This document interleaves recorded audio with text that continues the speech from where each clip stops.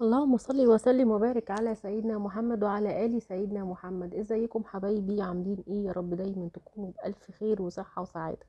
النهاردة معانا سينابون جميل بجد، كان طعمه خطير جدا. معنا وصفة سهلة ولذيذة وجميلة، وهي فعلا طعمها جميل جدا. معنا صنف حلو طعمه حلو، ان شاء الله يكون عند حسن ظنكم. ان شاء الله الفيديو بتاعي يعجبكم وطريقتي ووصفتي تعجبكم.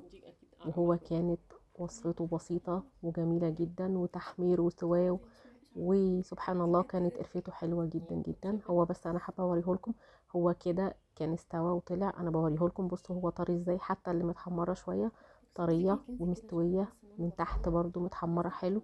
والبيضة يعني كان في كام واحدة لونها فاتح شوية، بس كانت مستوية من جوه جدا، وكان طعمها حلو جدا.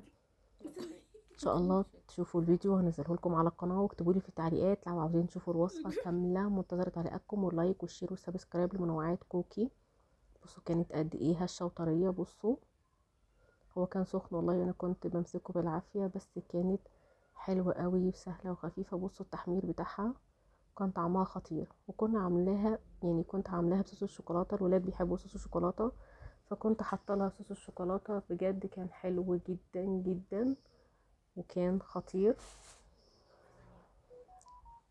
ان شاء الله الفيديو يعجبكم، وما تنسونيش في اللايك والشير والسبسكرايب من وعاء كوكي، وانتظروني في الفيديو والوصفة كاملة تنزل لكم بفيديو لوحدها.